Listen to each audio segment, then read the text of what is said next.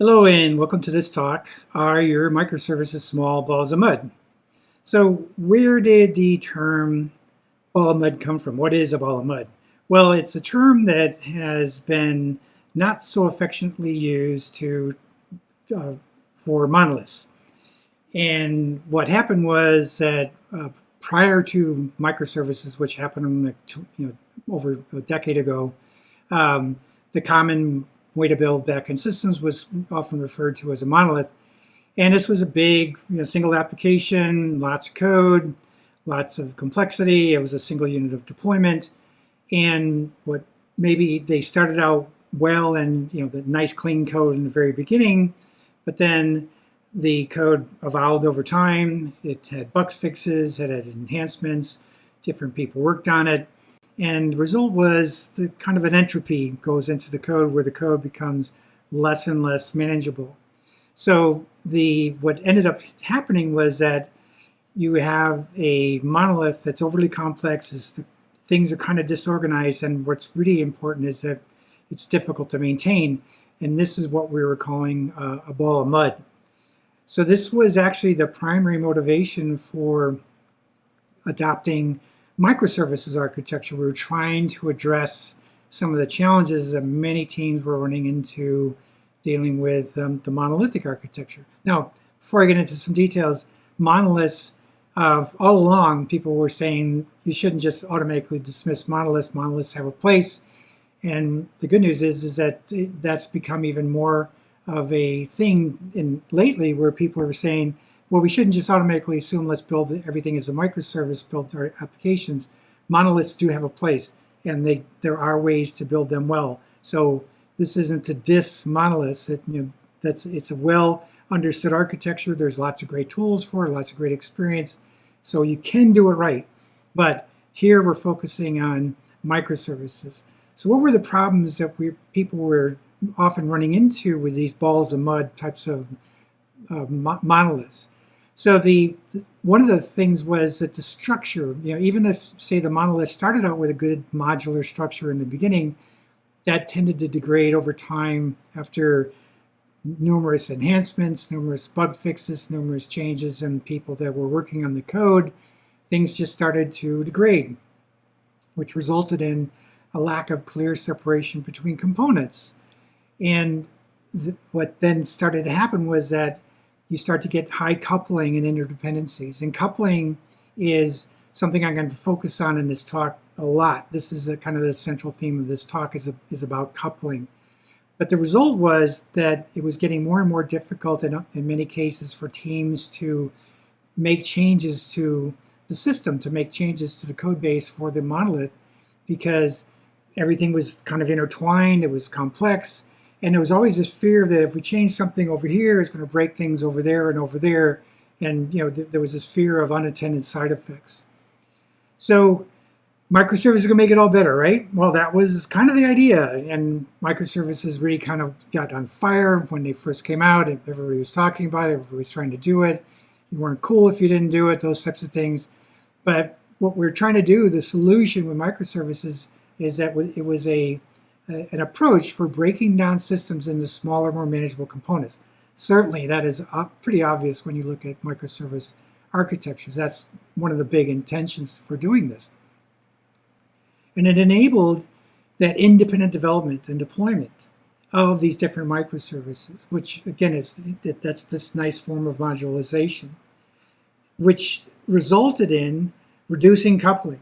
So you say you and I are working on one microservice, we can pretty much work on that microservice, fix it, enhance it, whatever, without necessarily having to deal with the rest of the code base. We had a level of independence, which really is reduced coupling, which allowed us the flexibility to maintain individual parts of the system with some independence from each other.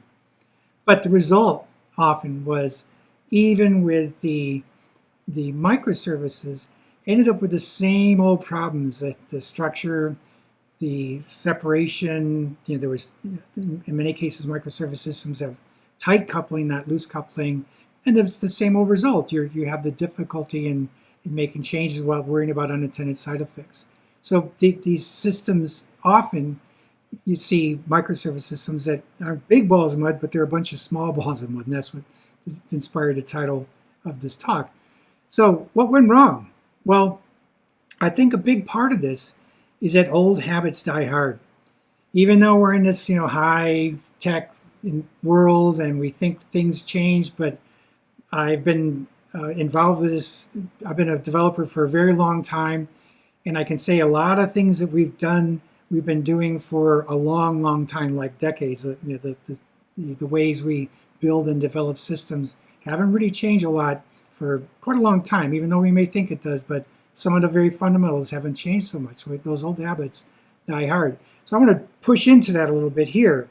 So I'm going to just go through some visuals. And one way I like to think about applications or systems is that you have a level of compute where your code's at, and you have a level of the data model where your database is at. So that's why I have a simple diagram here with these two layers, compute and database. Well, with monoliths, I remember hearing once, this was a while ago, but somebody said, what makes you think you can build a good microservice system if you can't properly modularize your monoliths? And I thought that was a very, very interesting insight into the challenges that we have with building our code was these modules. So what I've shown here is kind of breaking the monolith up into modules, but instead of trying to clean up the monolith, what we're going to do is go to a microservice architecture here. So here I'm showing a simple microservice where I took those 36 blocks, it was 4 by 9, and broke it up into these little boxes. Each one represents a microservice. But you can see that I broke up the code, but it didn't break up the database. And this is very, very often what I see talking to teams that build microservice systems. What they have is this architecture. In addition to that, you have microservices that interact with each other through messaging, some form of messaging. So I'm showing here, say, microservice A over on the right is making a call to microservice B down in the center there. Then B is making a call to C, microservice C. And these are synchronous calls. So A calls B, and A is waiting for B to finish. And while A is waiting for B to finish, B calls C, and B is waiting for C to finish, so therefore A is waiting for both C and B to finish. But this is a very common thing, restful calls between services. You have a bunch of microservices, but you doing synchronous communication between the microservices, and you have a single database. Another pattern, I'm not going to go into this much, but just to bring it up, is that often an approach is that you take some functionality out of the monolith. The monolith doesn't go away, but you're replacing some of the functionality with microservices. Kind of a transitional approach from transitioning to monolith to microservices. But I'm going to just stick with this model here, just going all in on microservices. So where's the mud in this? Well, going back to that list of items, the haphazard structure, I'm kind of changing the colors to indicate how well things are going. So here's a light green for haphazard structure. And the reason why things have improved substantially is that we have all these different microservices. Each microservice is a different code base. There's that level of independence. There's that level of independence for development, design development, and there's that level of independence for deployment and runtime. Lack of clear separation for components, I gave it a little bit better. It's not red, but it's yellow. And the reason for this is that we're still sharing the same database. So again, like you and I are working on one of the microservices, and we want to make some schema changes to the database. Often what we're going to have to do is find out who will be affected besides us by our proposed schema changes, negotiate with the affected teams, maybe coordinate deployment schedules, implementation, testing, and deployment schedules, and make a coordinated release when we make these changes. So there's coupling, right? That's where you have a form of tight coupling because we're sharing the database. So the coupling is high here still. It's gotten a little bit better because certainly we've broken things up. And I could have made this yellow, but I made it like a light red. So, but because it's the database that's still there that gives us that higher level of coupling, even though we've broken up our code. So the difficulty making changes has improved, but we still have that coupling in the database. So not only do we have the coupling in the database, but we have that service-to-service coupling where A calls B, B calls C, for example. If C goes down, you have those cascading failures, or if C or B gets slow, A gets slow as a result as well, because A depends on the availability and the performance of other microservices. So in a way, this is the old habits. We're projecting some kind of monolithic techniques on the way we're implementing microservices, and particularly the database, as well as the synchronous calls. To me, you might debate this, but to me, when you're making a synchronous call from one microservice to another, that's a remote procedure call, an RPC call. So in effect, you've got a kind of a microlith, it's called, a distributed monolith. It's not a bad thing. It's just you need, the point of this talk is to kind of point out that if you've got a microservice architecture like this, you've got some of the goodness of microservices, but you've got some of the tighter coupling features that you're kind of perpetuating by not going, really taking serious advantage of loose coupling. So let's take things a little bit further. I've now arranged the 36 microservices into a ring, and then below that, I'm showing that each microservice owns its own. Often you'll hear it owns its own database. I like to say it owns its own schema. Each microservice has a private set of data structures that only the microservice knows about. No other service has access to our data directly into our databases, directly touching our schemas. If you want to touch data in some microservice, you have to go through the API of the microservice itself. So it gives it that level of privacy in the data structures and loose coupling, but it gives us that independence by breaking up the database. The other thing is the messaging is still there. Of course, you have messaging that's going on. So this one more microservice, say on the right, is messaging other microservices, and there could be multiple message bounces. But in this case, the messaging is asynchronous. So the publisher is publishing messages, but there's kind of a level of loose coupling there. If our microservice is publishing, we publish, but we don't necessarily care who's consuming our messages. We're not waiting for the consumer to process our messages. We do something, we publish something, and we're done. Now, the publishing service is done. The consuming services consume as fast as possible, but when they can. So you really reduce the coupling between the services here. So we have less mud here. Well, I think, yeah, we do, because now the haphazard structure has gotten much better.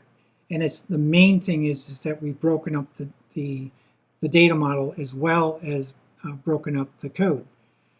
There's a really good clear separation between the components now, because we've got that loose coupling at the code and the data level. So, but I didn't give it the high coupling a full kind of green. Things have gotten a lot better, because the one thing that's left here, and you really can't get away from this, is that, say you and I again are working on a microservice, we can't just arbitrarily change messages that consumers consume. We can't change the message structure, the layout, the fields, unless it's a forward compatible change, without consulting the consumers. So we do have that level of coupling here, but it's much more straightforward than some of the other approaches where, say, you're sharing a database, you have no idea who's accessing, what services are accessing what tables. Here, I think there's a bit more discipline in the process when you're looking for who are the consumers of messages from my service. So the difficulty in making changes, I didn't give it a full green, but it's because we just can't arbitrarily change our messages. But otherwise, you've got a high degree of loose coupling, which means you can change your services. They can evolve with more independence over time, both in the code, the functionality, as well as the data that each of the microservices maintain. So now I want to kind of dive into the internals of a microservice and push on something that I'm a big fan of, which is event-driven types of processing. So here in this little diagram, I've got, say, a request is coming into an entity. An entity is, like a function within a microservice for handling, say, the a state change of some piece, some object, some data. The command comes in. A command is a request to perform some kind of state changing operation. The entity gets the command. If it processes it, it's going to produce an event. An event is a historical record. It is something that has happened in the past. So it's things like, if it's a shopping cart, add an item to a shopping cart, or check out the shopping cart. So that's what's getting pushed out to what's called an event log or an event journal or event table, whatever you want to call it. But that event journal also functions as a topic. So you can have a consumer consuming those events as they occur. So in this case, let's go in with the shopping cart. When a checkout event occurs, that is consumed by some kind of a consumer, which transforms that checkout event into a create order command. And this is what goes into this next entity. Now, again, this is all within a single microservice. This next entity gets the command create an order, which produces an event.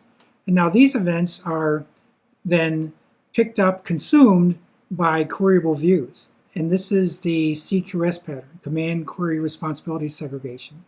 So the processing of the commands is happening in the entities. The processing and handling of queries is happening in the views. And they're segregated from each other. They're split apart. So they're independent from each other.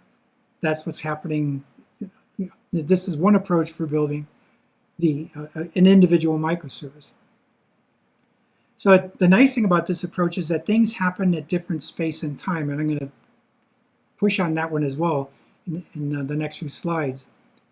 So here I'm showing, say, 4 microservices kind of strung together. And let's say the microservice on the left is like a customer master microservice. So as changes are happening in the customer master, they're getting picked up, and they're getting picked up by its own customer master microservice view. So people can query customer master if you want to query that microservice. But another approach that can happen is that these other 3 microservices are also consumers of customer master change events, and they're projecting those events into their own customer views. They're read-only. These other 3 microservices aren't making changes to customers. They're not changing customer master data. But what's happening here is that this is another form of loose coupling where these other microservices have their own views and their own data, so they can keep running when things are a problem. Say customer master goes down for some reason, the other services can continue to running. So this is inter-service commit, CQS, and it depends on reliable replication, but it's decoupling services. So another one is asynchronous messaging, where, again, an event gets produced, it gets projected into a view, but now you have a consumer the consumer is taking that event, transforming it into a command, which commands this middle entity to perform some operation, and then that cascades down to a third microservice. So you have kind of a flow here that's going on. And this is called a saga pattern. This is a form of a saga pattern, but it's more specifically a choreography saga pattern. So one thing I want to show you real quick is an example of how not to do things. And in this example, there's a save state operation. This is one method. I think it's written in C#, but it's within one method. So you got a save state async operation, then a publish event operation within the same method. And there's a critical flaw in this code if every time you save the state, it's absolutely essential that you publish an event. That event has to happen. And if you look at this code, can you spot the flaw? So step 1, save state. Step 2, publish an event. Where is the flaw? Well, the problem is that what will happen at some point is that the first step will happen, but the second step never happens. So maybe there's a failure. And so the save state occurred, but we never published the event. The system comes back up with after the failure, that second event never gets published. That could introduce a form of data corruption because, like the prior slides I was showing you, is that there was this flow from events from one service triggered an action in a second service. That second service emitted an event that triggered a third service. That's a critical flow that has to happen. Say that's an order processing flow. If you don't do it right, then you could run into situations like that where occasionally some orders don't get processed, which means you have unhappy customers. So it's critical that the way you do this is that you're doing things like where you have at least once messaging where the consumers will get the message at least once, maybe it'll get it more, which is relatively easy to do. And that every single consumer and the consuming service will always get the follow-on messages. So your flows are reliable regardless of failures, regardless of restarts, things like that.